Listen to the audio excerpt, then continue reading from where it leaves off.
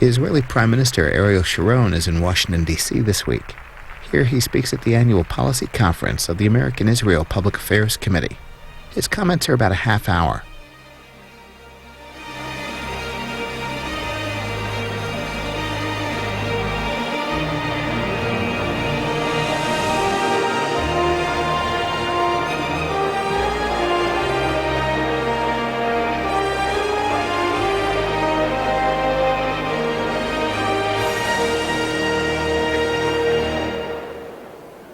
Good morning. My name is Howard Friedman from Baltimore, Maryland.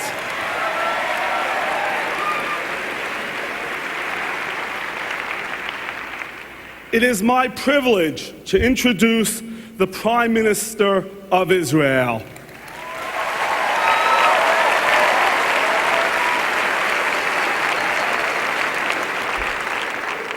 Just last month, he was in the United States for meetings with the President.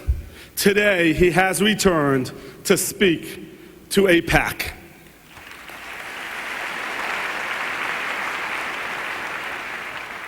We are eternally grateful to him for being with us at this momentous time for the Israeli people. And just as we read in this past week's Torah portion, Bahar, V'yishaftam al ha'aretz levetach, and you shall dwell on the land with security. We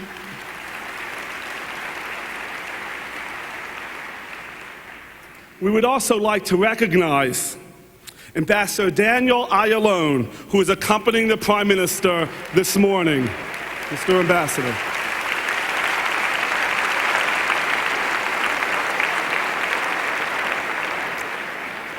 Ambassador Ayalon's talents have earned him the highest respect throughout the political and diplomatic communities in Washington.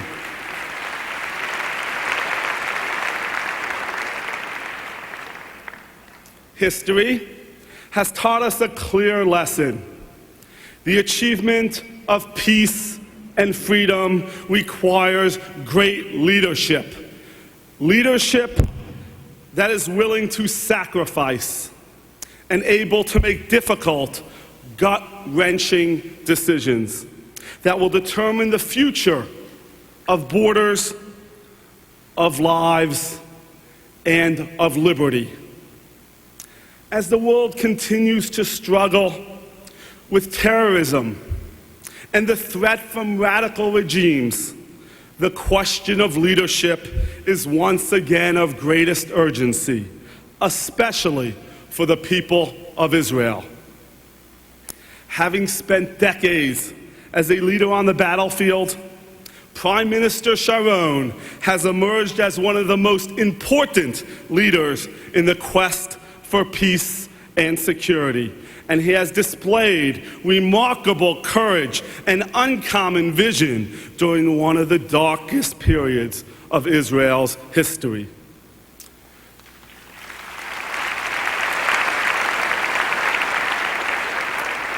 The strength of his leadership is evident in his willingness to take bold steps amid strong criticism and doubt. His historic disengagement plan, approved by his cabinet and the Knesset, has challenged his governing coalition and put his own political standing at risk. Despite these hurdles, Prime Minister Sharon has remained true to his principles, believing that the course he has charted is the right one for the people of Israel and for the greater goal of peace.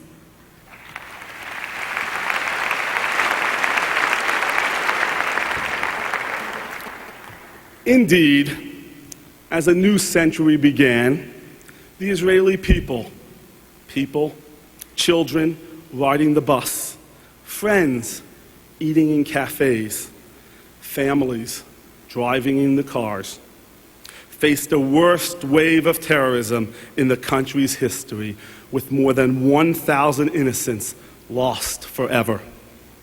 Despite this onslaught, Israel's most basic right to defend itself as a sovereign nation has been challenged, and its very right to exist questioned.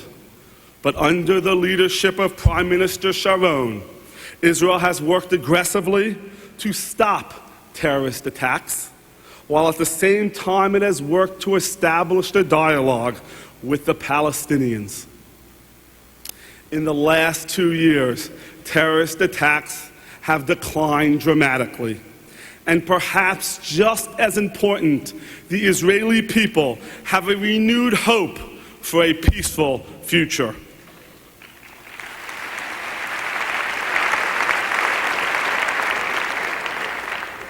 Prime Minister Sharon is a true Israeli patriot, a farmer, a soldier, a statesman who understands as well as anyone possibly could the risks and the pain that comes with the opportunity of the Gaza withdrawal.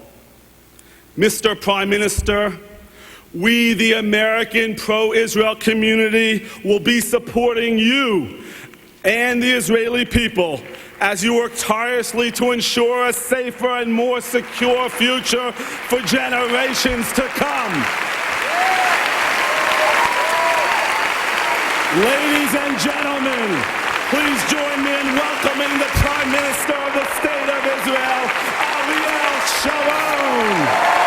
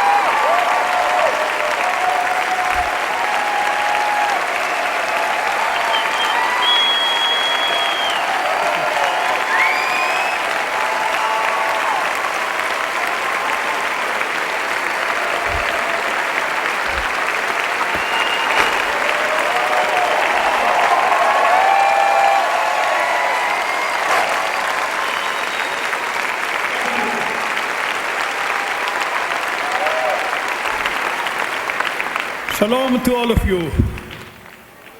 Thank you so much for this warm reception. Thank you.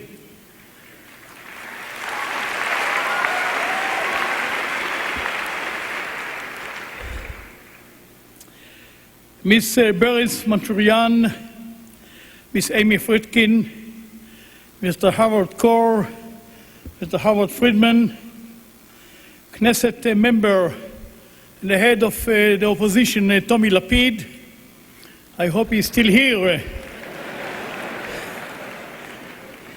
Nowadays, it's dangerous, to leave the head of the opposition on his own somewhere.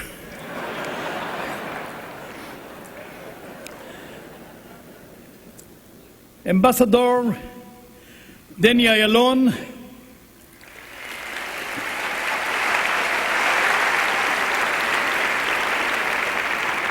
Ambassador Danny Gillerman,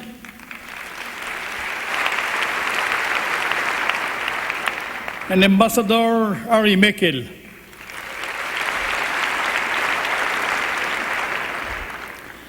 I looked around here. I believe that I see many students in the audience here. And I think that it's a wonderful thing to see so many youngsters, such representation of the young generation. So,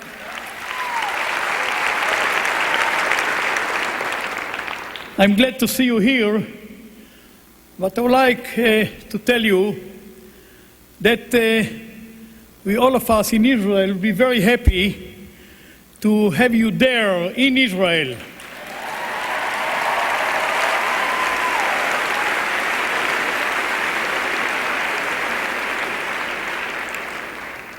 And I would like you to know that we need you now there in Israel more than ever. And we are waiting for you there.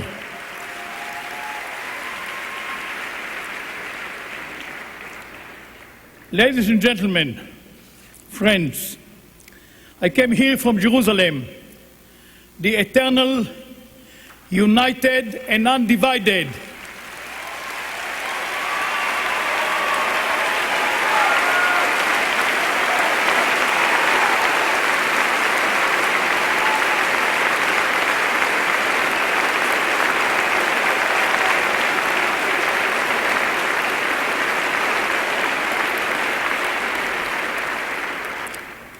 capital of the State of Israel and the Jewish people forever and ever.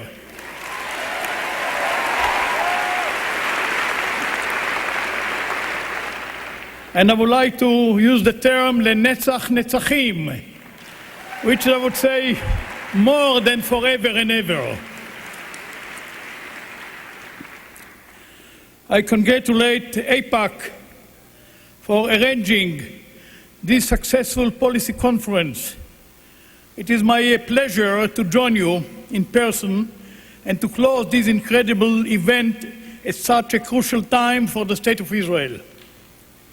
Since the founding 55 years ago, AIPAC has proven a close friend to Israel.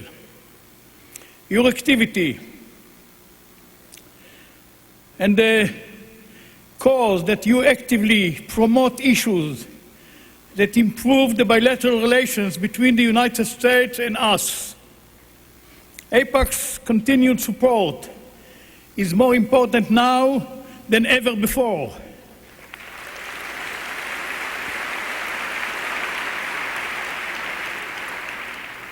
We attach great importance to the strategic and friendly relationship we have with the United States, especially the current administration.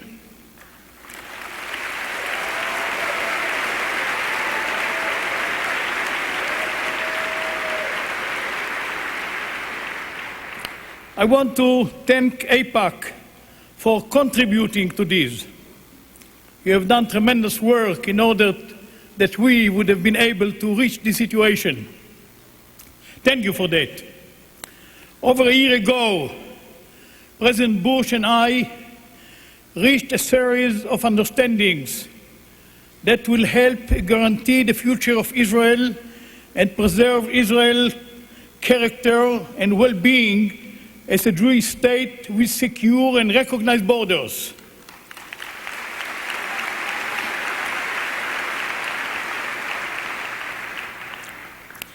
Last month, I met with President Bush at his ranch in Crawford.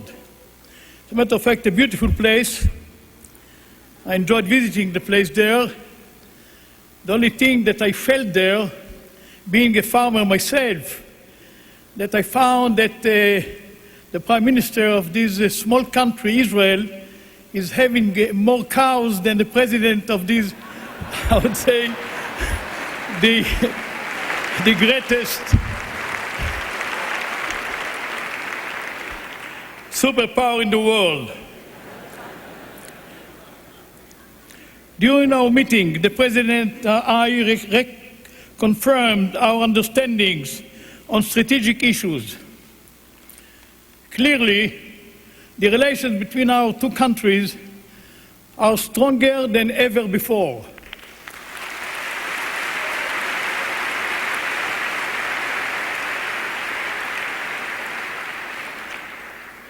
The strength of U.S.-Israel relations is also visible in the unprecedented bipartisan support Israel receives in the United States Congress and the public. We see eye to eye on strategic issues such as the global war on terrorism, the need to reach peaceful solution with the Palestinians according to the roadmap, the threats to the stability of the Middle East from Syria, Lebanon, and Hezbollah, and the dangers of a nuclear Iran. Most importantly, Congress confirmed its dedication to Israel's long-term interest by endorsing the principles of President Bush's letter. The roadmap is the only political plan for a peaceful solution with the Palestinians. The sequence of the roadmap states that progress will be in stages in order to examine developments. It emphasizes that true peace will only be realized after full security is achieved and terrorism is eliminated.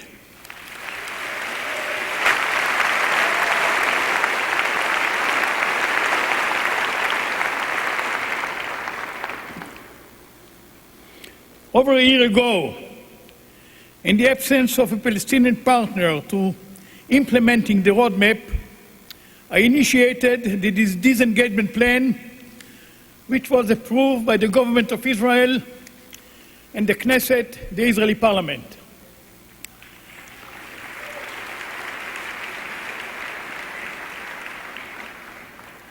Let there be no doubt the disengagement plan will be implemented according to the timetable and decisions authorized by the government.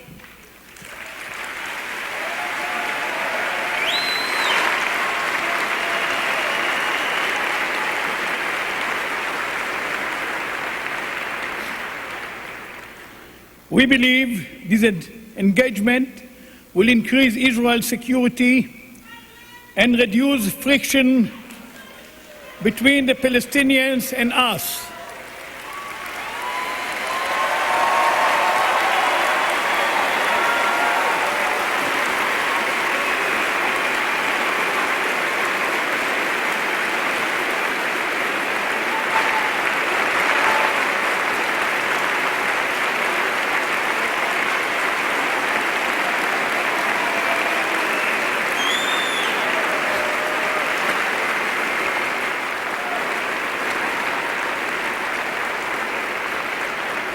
Thank you.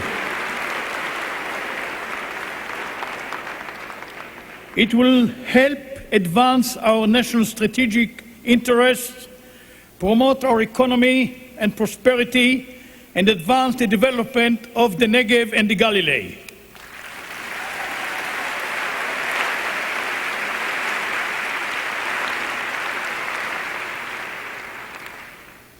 It is thanks to the disengagement that we can make certain that there will be no entry of Palestinian refugees into Israel.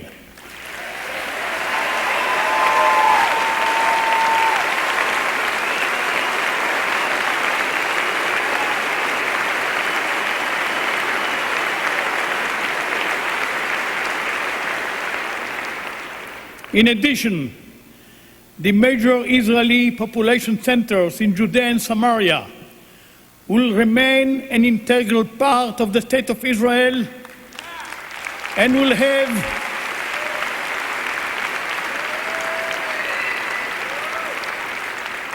territorial contiguity with Israel in any final status agreement.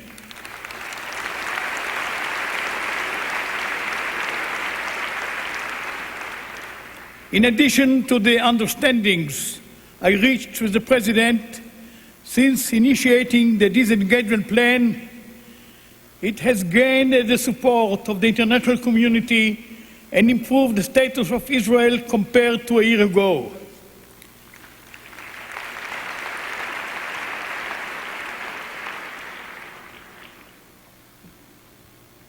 In implementing the disengagement plan, there is a potential of paving the way to the roadmap. Though the decision of disengagement was taken unilaterally. Israel is willing to coordinate elements of the plan with the new leadership of the Palestinian Authority.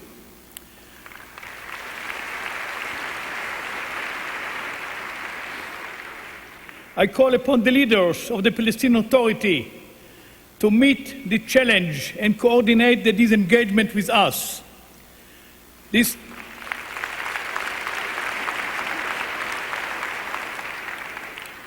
successful coordination of the disengagement plan will allow us to embark on a new era of trust and build our relations with the Palestinian Authority. However, in this pre-roadmap phase, and we are still in the pre-roadmap phase,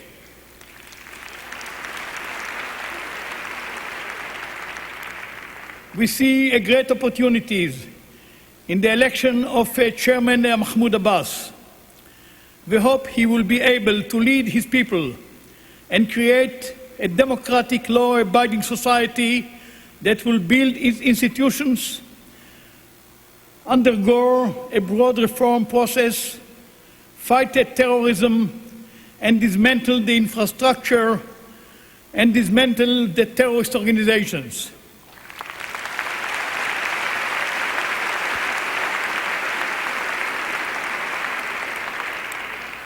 Israel does not intend to lose this opportunity.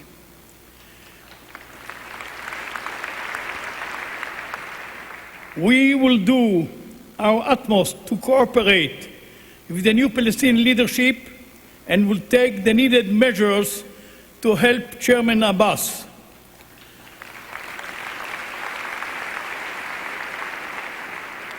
We are willing to help Chairman Abbas as much as we can, as long as we do not risk our security. That is the red line.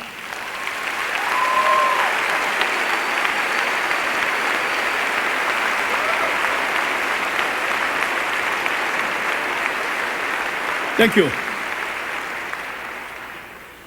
After the election of Chairman Abbas, we reached with him understandings at the Sharm el-Sheikh summit.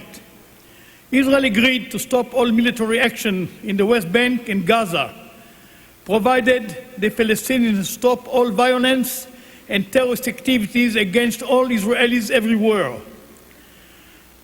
And we have done several things. We have released 500 prisoners.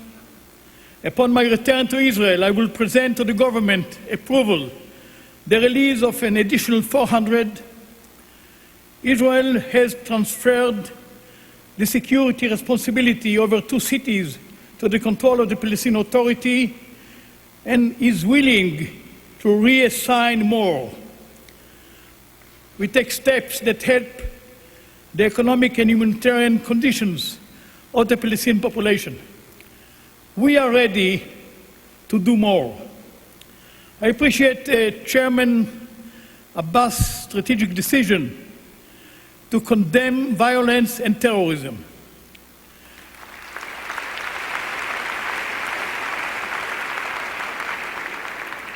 With this approach, he can be a partner in implementing the roadmap and to move the process forward.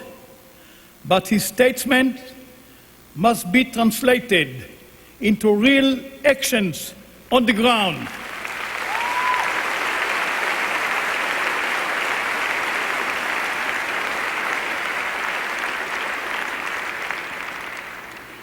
Until now, terrorist activities have not yet ceased. The smuggling of weapons and arms production continues, and there is no real prevention of terrorist actions. The progress toward the roadmap can be achieved only after the terrorist organizations are dismantled.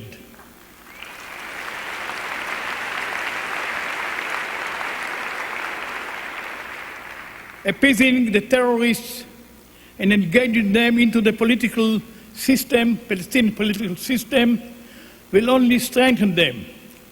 These actions will disrupt essential progress to the roadmap.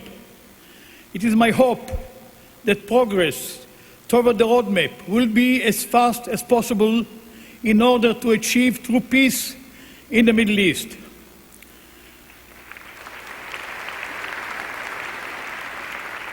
Israel is a peace-seeking country. I said in the past, and I say it also today, I'm willing to make painful compromises for peace. I think that the entire world can now see how hard such compromises are. There is one thing on which we will not make any compromises, not now and not in the future, and that is our security.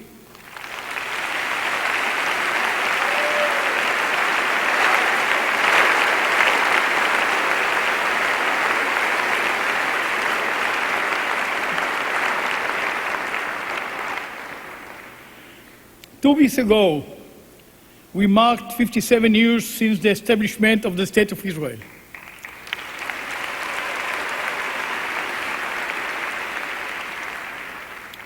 In those days, President Harry Truman recognized the State of Israel in contrast to the opinion of all his advisors, and he later said, and I would like to quote it, "I had faith in Israel before it was established. I have in it now.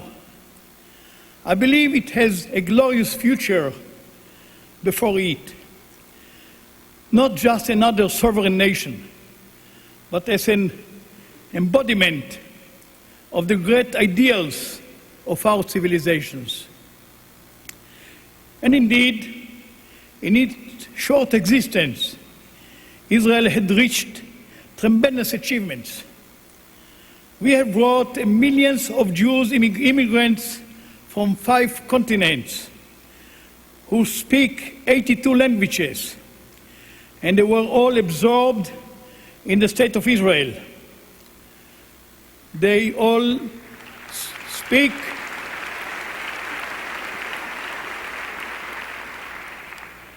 Hebrew, the language of the Bible.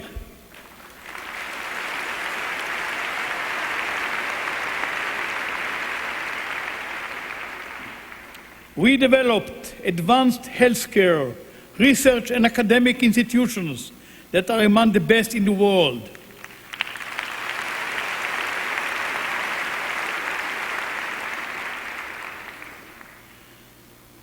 And agriculture, which is envied everywhere. I'm very proud of that, being a farmer myself.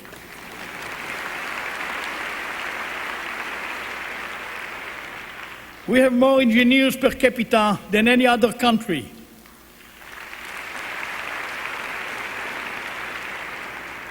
More start-up companies than anywhere else apart from the Silicon Valley.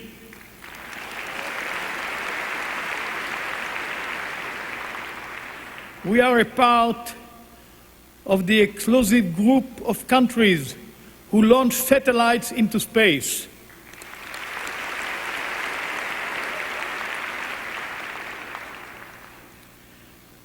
This last year has been very challenging for Israel and for me personally. In promoting the disengagement plan, I paid a heavy political price. But this is where the foresight of strong leadership is realized. Strong leadership is measured by the ability to implement important processes that might initially seem unpopular, but eventually bring positive results.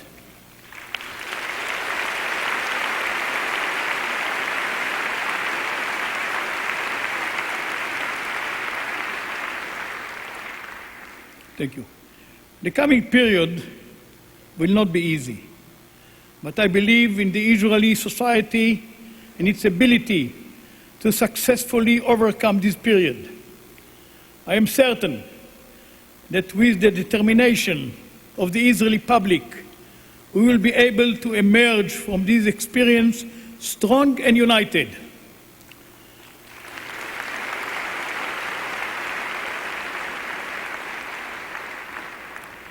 The State of Israel will continue to be a vibrant Jewish and democratic nation, a source of attraction and pride for Jews everywhere.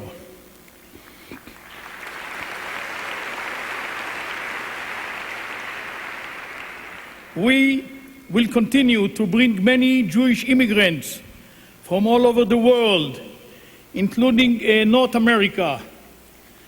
And please, my dear friends, start the preparations.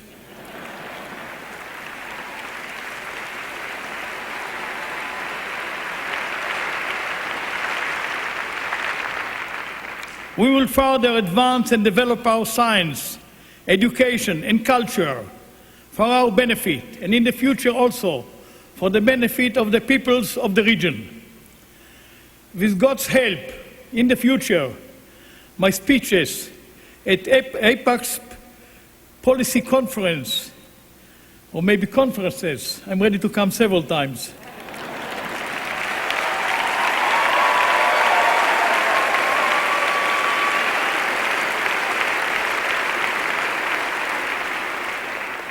may focus not on security issues, but rather on promoting tourism or improving Israel's technology sector.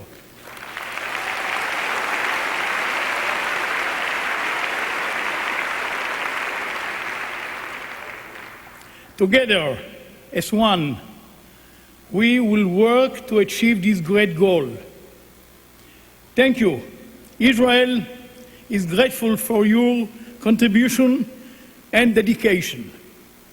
Thank you. And I would like you to remember, we need you now more than ever. We always needed you, but now we need you more than ever. Thank you.